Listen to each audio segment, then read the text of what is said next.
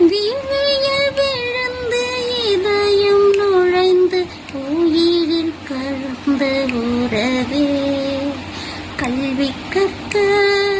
நாளை செல்ல